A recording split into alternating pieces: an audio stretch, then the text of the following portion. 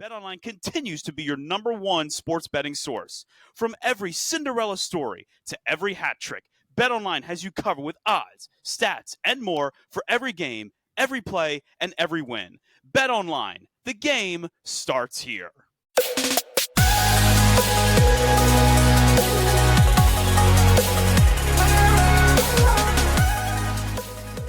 I got no energy for this one, Cameron. Welcome to the Fly Guys podcast. I say this after 2 straight Flyers wins. It's actually kind of weird doing that, like Matthew Michkov's doing amazingly. My name is Justin Goodhart. This is Cameron Klein. Welcome to the Fly Guys podcast. This is our 204th episode. We have not done an episode in which John Tortorella has not been the Flyers head coach going back to, I don't know, geez, Cameron, it's been maybe like 75 episodes, I feel like. Something wrong. I'd have to go back and actually do the math on that one. Yeah. I was living in Pennsylvania, so yeah. It's been a while. You were living in Pennsylvania? Yeah. That's actually, oh, God. Oh, were you married? Yeah. Ooh. I want to say yes. You had to, because you got married in September. Yes. And he was 22. Yeah. We were married. All right, so as I said, my name's Justin. This is Cameron. Cameron's a lovely guy. He's wearing his Flyers hat. Cameron, I'm not gonna just kind of beat around the bush here. I'm feeling a little something right now with this hockey team, and there's only really one way to put it. Cameron knows how much I love him. Cameron knows how much I love doing the show with him. I've done the show for over 5 years. We've done the show for over 5 years, over 200 episodes. There was a point yesterday, like around, just maybe a little after the Flyers game ended. I genuinely thought to myself, I'm just going to call Cameron and tell him I don't want to do the show tomorrow. And the reason why I felt that way was not because I don't want to see Cameron. I always want to see Cameron. I wish I could hang out with him all the time. It is because I realized, even as the Flyers beat the Buffalo Sabres 7-4 in a meaningless win, I realized how much Flyers fatigue I have. Mm-hmm. And how sick and tired I am of talking about them. Baseball season starting probably doesn't help, like especially with like a couple good games to start for the Phillies and all that stuff. None of that stuff helps. But the Tortorella thing, if you've listened to me enough, just a couple episodes ago, I said how disappointed I would be if he ends up not being the guy that gets the Flyers out of this, thing. Out of this jam, out of this hole, this rut they've been in for over a decade, because I believe so much that he is that guy that will get it done. Well, he's not. He's been fired. And not only was he fired, it finally took these glasses off of my face that I've been wearing for a couple years now, where this belief of, well, they're not winning, but the progress is definitely there. I can go ahead, Cameron, and lay that to rest, because there is no progress. Briere essentially told you there's been no progress. And this whole year is nothing more than a bust. And this rebuild is at rock bottom, in my opinion, right now. And for that, and because of that, I got fatigue. I hate talking about this team. I hate watching this team. And I hate everything shy of me saying I hate this team, because this team has made me not care. And that is the moment where I hate the most. So, I know you have a lot to say. I got a lot to say, but I'm very, very disappointed, to say the least. I think it's a thing of overall fatigue that goes beyond this season. And that's what I was saying as well, was for me, it's like, I don't necessarily disagree with the decision, at this point. And also you saying like, oh, it feels like rock bottom. Well, I mean, Danny Briere also said, I hope this is the rock bottom for us. So, I mean, I don't really blame you for feeling that way. Now, personally, I feel like it's not as much of a rock bottom as maybe previously, because there's a guy like Matthew Michkov that you have to at least look forward to seeing, and seeing progress and turn into something. But it certainly appears that way, especially considering that John Tortorella was supposed to be one of the three-headed dragon part of this rebuild, right? One of the heads. Mm-hmm. But I think the fatigue you're feeling is also the fatigue of the last 5, 10, 15 years of watching the Philadelphia Flyers, pretty much. Yep. Which has pretty much just been this, right? New head coach, things go off pretty well for a little bit while, and then it just completely falls apart. And this is now two coaches back to back with high pedigrees. Him and Alain Vigneault, where it just seemed like after one season of seemingly better hockey than it was expected, right? We got that last season a little bit. We definitely got that in 2020 with the Flyers. Yep. Winning their last playoff series in 4 or 5 years. And then they're gone, right? And then they're gone. Something happens. There's a falling out. There's some issue somewhere. Either the coach is quitting on the team or the team is quitting on the coach. And I don't never want to accuse John Tortorella of quitting on the team, but, we all heard the words that were said by him after the Toronto game, which seems like the smoking gun in this whole thing. Yep. And then you're hearing more things now, which, again, make it so that the firing makes a little bit more sense. It's a little bit easier to swallow because it's a little bit more acceptable. But still, you're hearing, obviously he's always had issues with Cam York. He's had issues with a couple players in the team, which is what he's always had, right? Mm-hmm. But apparently it just reached a head on Tuesday night with something short of a physical altercation between him and Cam York, which you can't have. And to look at it plainly, the team, as we've said a bunch of times, is in a rebuild. It's perplexing to me that now suddenly John Tortorella says, I don't know if I want to, as he put it, I'm not sure if I'm interested in coaching a team in this situation, when I kind of thought we were all in this together, right? I kind of thought we all kind of assumed we knew where we were at. We knew what the team needed to be done. And I kind of figured he knew this it was going to be a rough go for a little while. Yeah. So yeah, the whole thing was very perplexing. Again, given his personality, given what happened on Tuesday night, given how the team has played since the trade deadline, can't say that it's a shocking thing.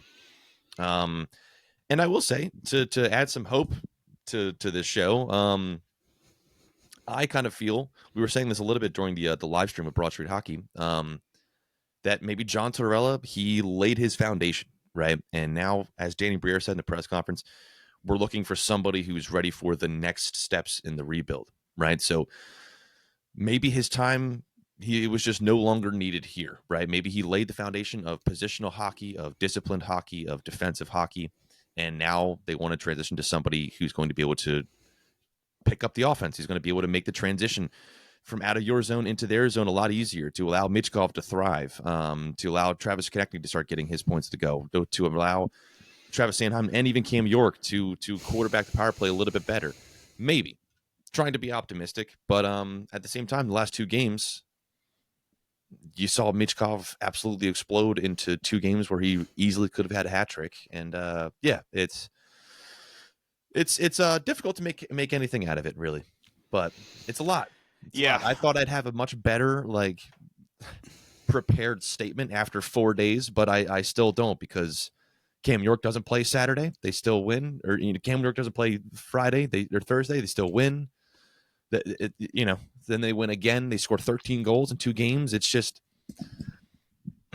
I just want off the carousel, man. I want the circus to stop. I just please God. The 2 wins don't matter. They don't. How many times do you see a coach get fired and then, in the immediate aftermath, the team wins a few games here and there? It proves that the coach was the problem, right? Yeah, you saw it with the Boston Bruins this year when they traded Marchand and half their leadership core. They won on a 2-game win streak against the Lightning and the Panthers. And what happened since? They haven't won a game since.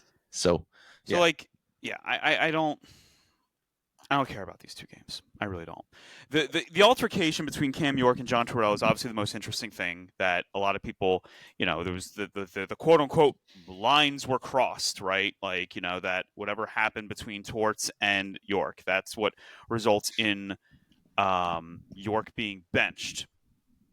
And you pulled up the tweet here with Kevin Kurz, and that the team source saying, quote unquote, it's fair to say something happened between Cam York and John Tortorella in Toronto that contributed to the coach's dismissal on Thursday morning. Was put to me that, quote unquote, they probably both crossed the line. So that's one thing. And like again, Tortorella saying, doing something is not new. Mm-hmm. We talked about the Chris Pronger comments. He lose the team. Oh, he lost the team last spring. He lost the team again this spring. I'm not sure he ever had the team in this particular season, but it's just fun. It's just so funny because on March 30th last year, I think they were already like going to miss the playoffs. Like they were already in the midst of their little falling apart thing. But Yeah. Let's just go back to February of 2024. It felt like the direction that this team was going in was because of the new foundation that Tortorella had established. And, it's just another year of like Elaine Vigneault, the culture's changing. Dave Axtell, new and fun ideas. Just over and over and over again with the same damn story with this damn team. And I'm so damn frustrated. Yeah. It's like there's nothing that I could say that would either add on to what Cameron already talked about or like a new point. Now you bring it. This is actually an important tweet for you to bring up, Cameron. The Frank Saravelli one. Yeah. Because to me, there was nothing physical. It was heated and it was verbal, which means if lines are crossed, you damn well know they both said something that absolutely could never be repeated to the media. Yeah, and to me, it was the verbiage of it where it said, where he kind of like was like, I have to clarify, like there was no physical altercation. But to me, I was like, the fact that you have to say that means it reached a level where it was like it could have gotten to that point, which is like that you can't have that in a locker room, which is ultimately why I'm assuming we're again not reporters, just podcasters. Yeah, I'm assuming that's the reason why Cam York sat right on Saturday the whole day, where it's like, listen, we got rid of the coach because he's not working here. However, we still can't have you, a player, talking that way to a head coach here. We just can't have it happen. So you have to sit. Of course, it was just the classic Flyers fumble move of like, well, we used our last call up on Alexei Kolosov just to not dress him, and we can't bring up somebody else, so we have to just sit a guy for a full 60 minutes. And it has to just be a media circus. Like I said earlier, man, I want off the carousel. Ryan Gilbert posted an article on Broadsheet Hockey that you should all read. Cam York taking full responsibility for the disciplinary issue, but most notably, reiterating his desire to stay in Philadelphia. Mm-hmm. And that's an important thing. He says, quote unquote, this is where I want to be. I've stated that. I love what's going on here, and I love what we're building. He concluded, it hasn't been our best of years, but it's here. This is where I want to be, and I'm looking forward to the future. So, like, okay, you're saying the right things. You want to be in Philadelphia, and I want you here in Philadelphia, because I do think Cam York can be a good player. I don't think he's a top line defenseman as it stands today. Maybe he could become that still, but right. The immediate aftermath of all of this should not be, all right, where do we go from here? What's the next step? Who's the next Yeah. I don't care. It's too much. I got to tell you right now, I don't even know if I care who the next head coach is. Like if it's because I don't have a feeling that it's going to be anyone that really makes me happy. I didn't answer your text message the other day, and sorry about that, by the way. No, what was it? I don't remember. Well, we do that all the time. We both. Yeah, we do. It is what it is. You mentioned Mike Sullivan. You said like, oh, I wouldn't mind him. And I got to tell you right now, Cameron, this is the first time you had an opinion where I was like, oh, I genuinely disagree with that one. Well, that was also only before he got fired. That was like, well, if he does become the arbiter of the team, like Mike Sullivan makes sense because he's a Tortorella guy and it's a similar thing. Yeah. Which Sullivan now, after Thursday, he's much further on my list because I don't think it would work given what's happening. But yeah. I just think Sully's, Sully is a great coach in Pittsburgh, but his message I think has gotten very stale over in Pittsburgh. But the problem with the Penguins, and this has always been the problem with the Penguins and every Pittsburgh team when you really think about it, is that every Pittsburgh team does not know when to pull the plug on a coach. Mm-hmm. The Pirates didn't know when to pull the plug on the manager that they had what they thought was a pitching guru. The Penguins didn't know for the longest time when to pull the plug on Dan Bilesma. And they clearly Yeah. don't know when to pull the plug here on Sullivan, and the Mhm. Steelers don't know when to pull the plug on Tomlin. So that's a Pittsburgh thing. But like I said to you, and I actually believe this in my heart because I'm like, this team is so stupid. And the Flyers are run in such a way that makes me, want to grow hair again just so I can rip it right out of my head. I thought I was like, Bruce Boudreau seems like a Flyers coach. Like he seems like a guy that's going to be brought here. Or maybe we'll get lucky, right? Maybe the Canucks will, for whatever reason, fire Rick Tocchet after this bad season. And the Flyers will be like, well, he won Coach of the Year 2 years ago. I'm sure he could definitely turn things around. When Rick Tocchet is just John Tortorella with no hair.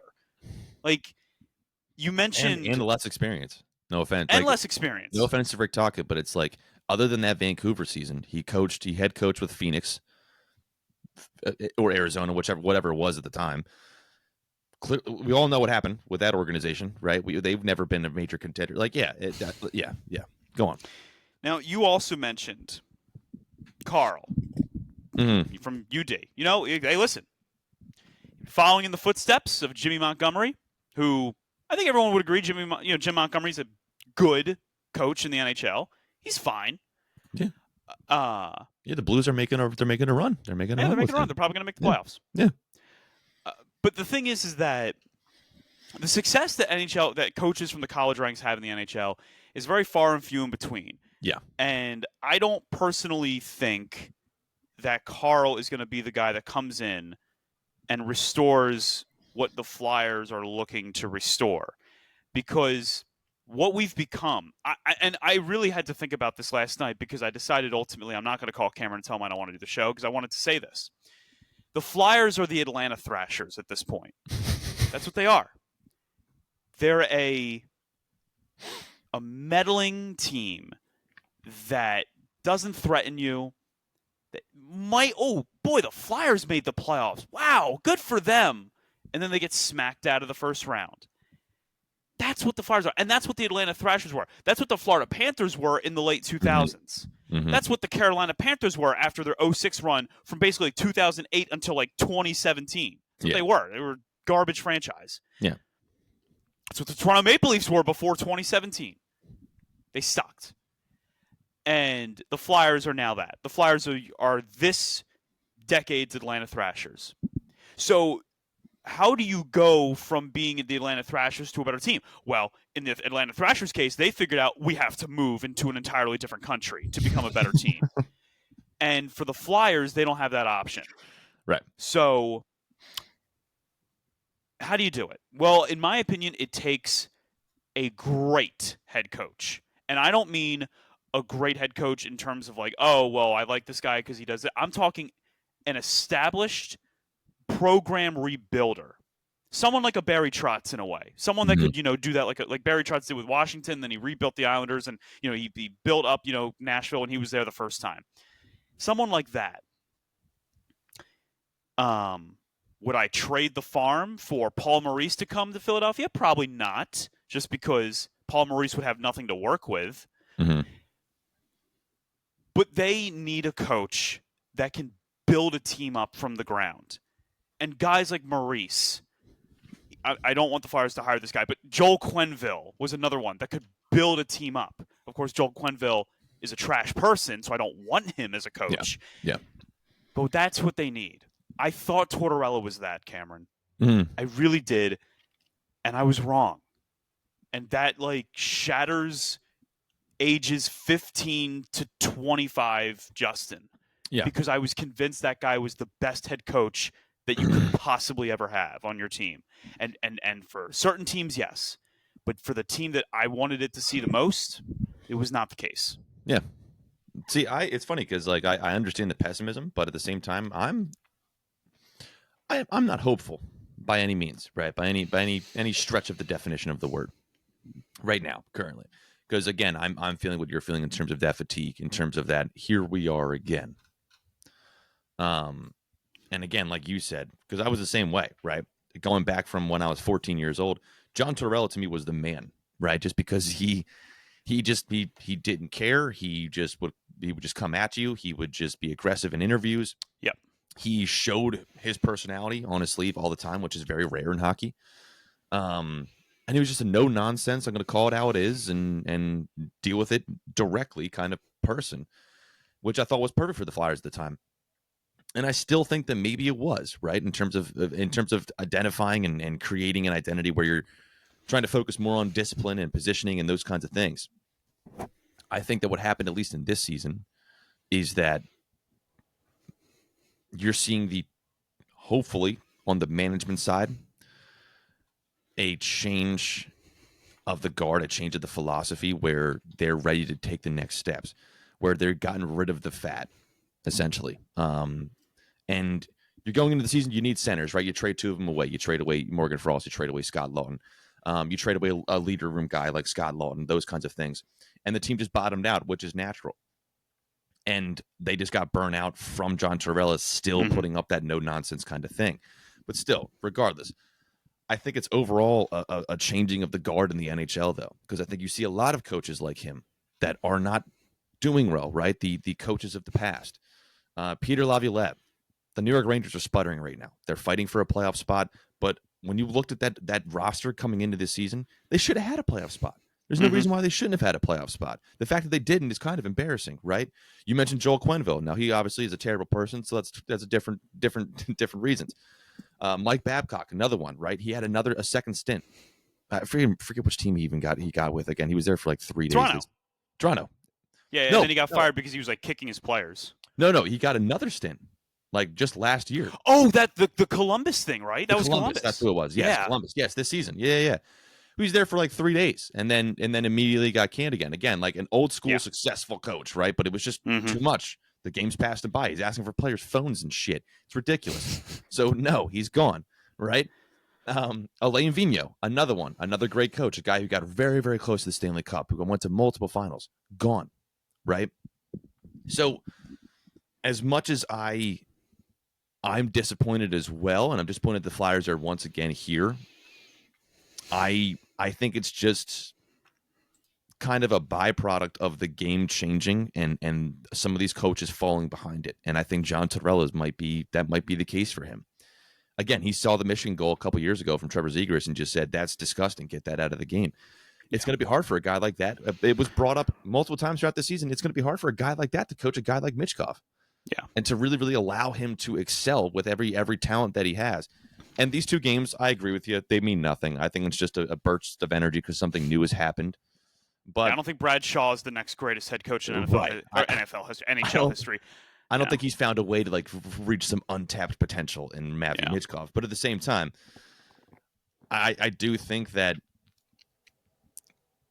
we already knew he was possibly going to be moving up to management. We already knew that he wasn't going to be the head coach for the next 5 years, right? He was going to be here for another couple of years. Maybe he's going to move to upper management, still be within the organization. But I think regardless, the future next step was always going to be to bring in a new guy with a fresh mindset for a new, different form of hockey, skill-based, speed-based, those kinds of things, to really focus on the offensive side and really get what you need out of guys like Michkov. And perhaps that's been expedited, right? Perhaps now we have these 7 draft picks. Michkov is here sooner than expected, playing a lot better than expected. Guys like Jamie Drysdale, Cam York are struggling, and maybe they need some type of offensive switch to get them to move forward to that, again, that future form of hockey. That's my take on it, but I can't blame anybody for being like, fuck this room. I hate this. Because at the same time, it's natural. I'm trying to be optimistic here. That's really all it is. I'm trying to be foolish and try to be like, well, let's look at this with the greatest optimism into the future. And it might not work out that way, but I don't know. I'm not happy that John Tortorella is not here, right? And I'm not happy with the way it went down. But at the same time, this, in my opinion, was always supposed to happen. They were always going to have to move on at some point. And if he's already screaming at your players and there's arguments happening, and if the rebuild is threatening to be falling apart before it's even started, I get it. I think that I always thought that the thing of he can't coach guys like Michkov. I always thought that was such an overblown thing. I really thought that like, oh, that's ridiculous. Like, you don't know what's in his heart. You don't know what's, what he says in the locker room. Which we don't, to be fair. But yeah, I think I think he did have a problem with Michkov. I do. I think that it would be very fair to say that there are things that players aren't in the NHL. And sometimes you have to lean into what their strengths are to get the most out of them. Like, if I know that, we've used the example before with Alex Ovechkin and Barry Trotz, but, Barry Trotz, all he did was he just was like, yo, I just want you to back check. He didn't turn him into a defensive forward, though, at the same Mhm. time. He was just like, oh, no, this is the best goal scorer in NHL history. He's Yeah. about to be, at least. Yeah. And I want to make sure I get the most out of that while also just expanding his game ever so slightly. You were never going to turn Matvei Michkov into the next young Sean Couturier with the whole defensive performances. That was never Right. going to happen. Never. So Michkov is a guy, and as was Danny Briere, who he's going to put up goals and points, and he's going to have a terrible plus-minus number because he's going to be on the ice for some goals. But if you have a talented team, if you have a team that you're going to build around him, give him guys that he can feed, dish the puck to and all that stuff, or get the puck from, he's gonna show off that elite skill, and he's gonna be the best player on this team, the best playmaker. The amount of times that I think Bobby Brink must have had bullets fired at him from Tortorella all season, and you're trying to get something more out of Bobby Brink. Bobby Brink's a bottom six forward in the NHL. I don't really know what to tell you. Like, you're not going to suddenly turn Bobby Brink into Bobby Clark. It isn't going to happen. And I understand, there's things to develop. You can't just give up on a player because of what you think he is. Now, I'm not saying to give up on the player. I'm saying stop trying to make them something that they're not. Bobby Brink's not Nikita Kucherov. He's never going to be. Yeah. Get over it. Cam York. My gosh. Essentially was named the scapegoat for all things wrong with the Flyers. Cam York's the problem? John, I can name 50 things that are wrong with the Flyers before I get to Cam York. Yeah. Yeah. And you're one of them. You're one of the things I'd mentioned before, Cam York. And I felt that way in January, but it's like, nope, I love Tortorella. This is what I asked for. This is what I wanted. This was what I asked for, Santa. I'm so happy with the gift. Thank you. Yeah, and Cam York's 24 too. That's the other thing. Like, Cam York's 24, and he was the one who before I heard the comments, right, as the game was going on in Toronto when he was sat, I thought to myself, I'm putting myself in Cam York's shoes. And again, I'm a big Tortorella guy myself, so I was like, you know what?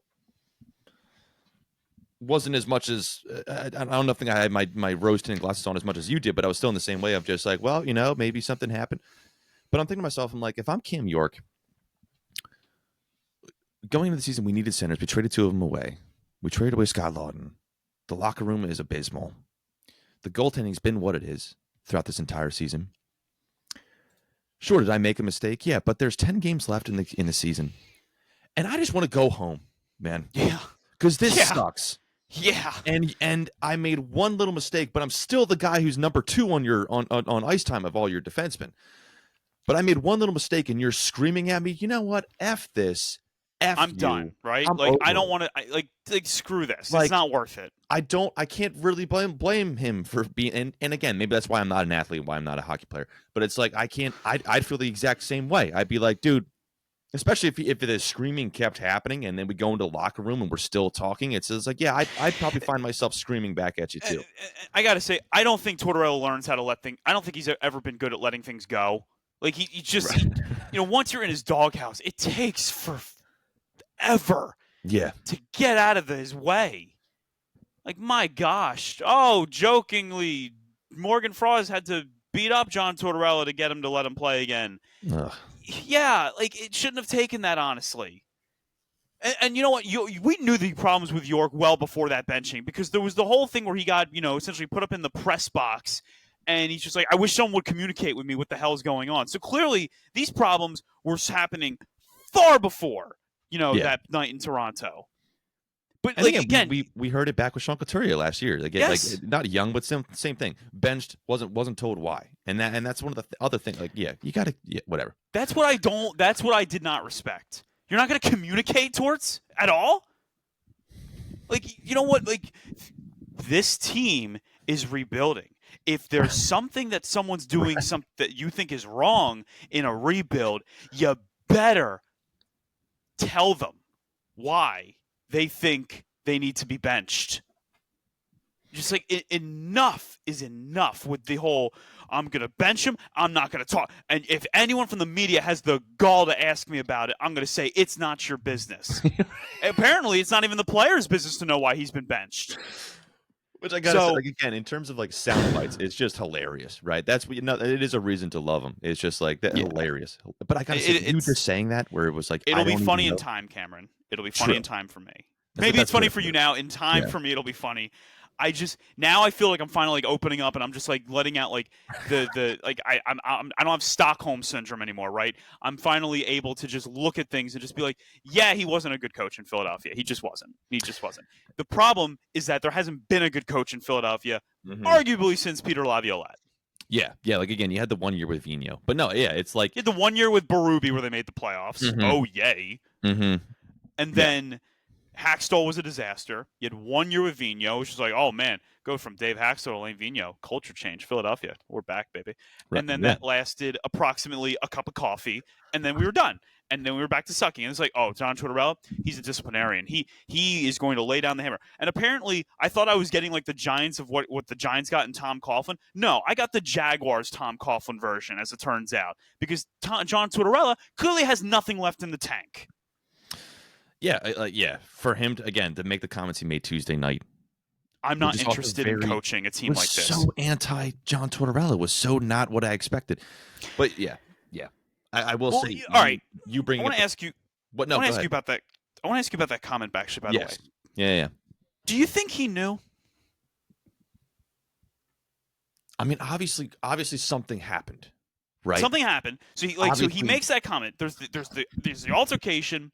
The comment, the firing. I think he knew. I think after that altercation, he said, it's probably over for me here. And the thing is that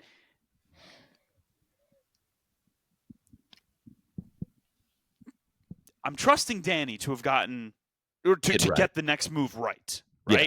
Like that's the whole point. Yeah. And to be fair, Chuck Fletcher hired John Tortorella, not Danny Briere. So we've never actually seen what a head coaching hire in this regime is going to look like. We'll see what they prioritize.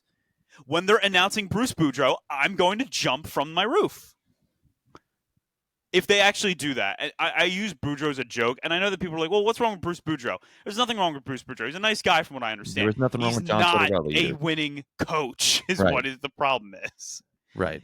You texted me that, and I straight up replied, and I was like, if that happens, I'm going to burn my Danny Briere jersey. Which I'm not. That's an extreme overreaction.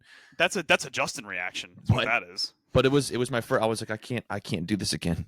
You know why? Because I guarantee you had the same thought, like the same emotion go through your brain that I did. Like you said, Bruce Boudreau, and you thought of the name, and you're just like, oh God, no! Like no. Like it was this exhausted anger that you would have had. That's what when I first heard the name, I was like, yeah. It's either going to be Boudreau or it's going to be Randy Carlisle or it's going to be something stupid. You were going to say Randy Carlisle. I knew you were going to say Randy Carlisle. Oh my God! As soon as you said Boudreau too, I immediately in my mind heard Phil Kessel when they were on 24/7 Road to the Winter Classic, where he's like, "Ha, very funny, Randy." Like, I just immediately thought of him. Oh, dude, both of them. Both of them. When you say them, I can see them behind the bench, and I just get. It's just nauseous. Like the lack of inspiration. The lack of inspiration you get from a guy like that. Just the goofiness, man. Let's just go get Mike Keenan. Let's just really go down this rabbit hole while we're at it. What's Bill Barber up to these days? Is he want to still coach?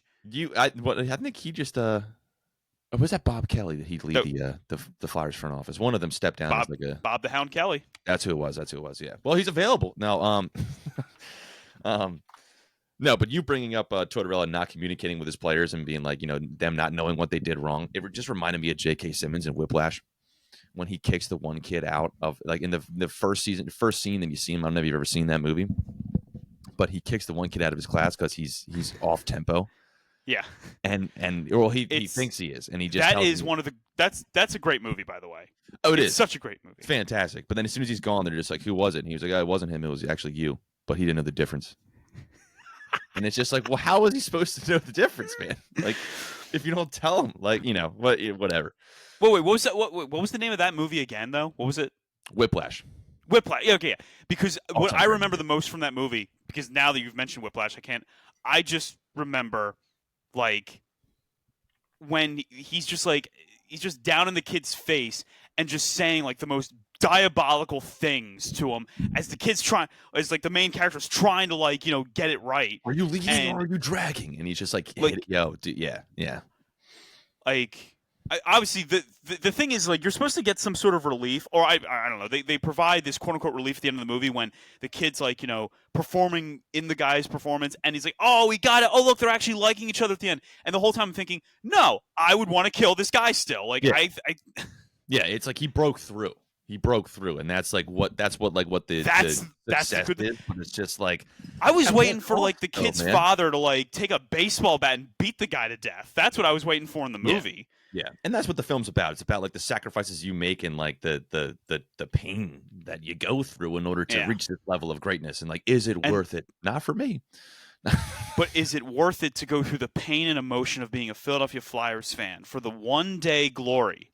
Because I said to you the other day, every team has their day. Mhm. If the Eagles can win 2 Super Bowls, then I don't know, who's the team that has every team that's actually in the NHL won a cup? No, definitely No. not. No, I don't know. Who's the team that has not won a cup? I don't think San Jose has won one. Okay, all right. The San Jose Sharks, because they definitely have not. Mhm. They could win a cup. The Mhm. Ottawa Senators could win a cup. Yeah, that's one that They deserves it. could. Yeah, that'd be nice to see Ottawa win one. If the Flyers are going to have their day, but depending on what happens in the next few months will determine whether that day will come sooner than expected. Yeah. Because I've learned one thing. If you make a mistake at your head coaching hire, you're just going to set yourself back 2 to 3 years, maybe? Oh, I mean, we're God. 2 to 3 years away, from what I understand. Oh Christ! Just 2 to 3 years away. couldn't help yourself. Here's my prediction on March 30th, 2025. The Flyers will not be anywhere near a cup contender until 2028. That's my prediction. They won't be anywhere near close to a contender until at least the 2028-2029 season. It's like it's disgusting how that could be accurate and how it's like I don't even have a joke for it. I don't even have a joke. And by the way, for it. that's depending that they nail the head coaching hire and then they nail the roster decisions. Yeah. And when I say cup contender, I'm thinking, oh, they could maybe make the Eastern Conference final. I'm not saying they're going to get to a cup. I'm not saying that. Yeah, no, just be But- relevant. Yeah, just be relevant. To be relevant. Something. Yeah. And I mean, first, but you better be careful because teams aren't going to be. The Capitals we thought were finally falling apart. Capitals are great again, and they got youth, so they're going to be around. The Carolina Hurricanes are getting older, but you never know when something might come around, and maybe they get their farm system back up and going. The Devils might still be good for a while. The Rangers might get their act together. Well, you remember when the Rangers back in 2015 had a team of 30-plus-year-olds, and we thought like, well, they better win now because if they don't, they're going to be irrelevant. And then 3 years later, they were back again. Why is They've it? gone through 2 rebuilds in the span of our one. Why is it that every other team is good at getting back on track except the Philadelphia Flyers? The Edmonton Oilers figured it out. If that doesn't make your blood pressure rise, that hurts a little bit because I mean, again, and because the Oilers were once the team that set records for ineptitude, right? yeah. And granted, They were the still Atlanta haven't figured it out. They Thrashers. still have the same problems, but they're at least relevant. But yeah. Like they made a cup final. Yeah. Yeah. Yeah. I don't have much more to add. Shorter episode for sure. Yeah. But, oh boy. Well, we got a new center. We got Carson Dorot from Michigan State. Thank God. Problem solved. I actually like the kid. And again, he's going to be bottom line center or whatever to start off. But we needed centers, and I like him. He's from Michigan State. Actually, I have his stats pulled up here. Hold on, I can pull it up for you. But hey, Penn State is playing. They made a big upset the other day, man. I know they're playing UConn for a chance to go to the Frozen Four. Penn State could go to the Frozen Four. I know. But yeah, so here he is. Yeah. Yep, there he is. Oh man, 31 points in 35 games in college. My gosh. I'm so excited. I'm not coming after you, Cameron, obviously. I know you're Wait. I know you're not. 13 goals and 18 assists this year? My gosh, sign me up. 5-year contract, $25 million, please. I like the kid, but no, I get it. You're just Where have you heard that before? I'm like Yeah. intentionally being like belligerent at this point, just No, because it's like it is hard to get excited about like he could be more than this, but like it is hard to get excited about a guy who's like highest potential is like a bottom six. I got to tell you right now, I'm not sure the Flyers could have. I'm not sure if the Flyers had drafted Connor McDavid. I'm not even sure he'd be as good as he is today. That's how negatively I feel about the Flyers development team. Yeah, I think like Connor McDavid would be like a solid like 60-point a season guy, and you get like guys in WIP. I'm like, they got to trade him. He's nowhere near the guy that we were promised. Naturally. And oh god, no. I think Anthony DeMarco tweeted him being signed, and somebody commented and said, "Great, another fourth line player." I know. And I was like, yeah, that's true. But at the same time, I was like, but you need a fourth line center because you don't even have a third or a fourth at this point. You don't have a center, in my opinion, right now. Yeah. You got Couturier, and he's old. Right, he's old as dirt. Right. So he's somebody on your team. But I'm going. It's a funny joke. As we wrap up this episode, firstly, the Fly Guys podcast, of course, is presented by BetOnline. I don't mean to sound like a depressed, negative Nancy. And thankfully, Cameron has a bit more of a cherub-like demeanor than I have. I just want to... I'm trying. I just need to get it home that I know I was wrong about Tortorella. And the one thing that hurts the most when you're wrong is having to admit that you're wrong. But for those who listened to this show and said this guy doesn't know what he's talking about, you were right. Another piece of evidence for you. There it is. I wasn't just wrong. I was kind of hilariously wrong. I thought Tortorella was going to be here when the Flyers won 48 games in a season. Really did. I really thought in my head that was going to happen. Yeah, but I would say in your defense, again, the way I'm looking at it is he served his purpose while he was here. And I just think we're ready for the next step. I hope he did. Well, to be fair, that'll come in time. Like, for us to be able to look back maybe a bit more.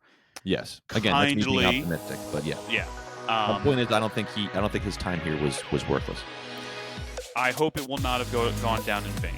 Yeah. I agree. His name is Cameron Klein. My name is Justin Goodart. Be sure to follow us on Twitter at Fly Guys Podcast, on Instagram at Fly Guys Podcast. Be happy, be healthy. Once again, the Fly Guys Podcast is presented by BetOnline. Let's go Flyers.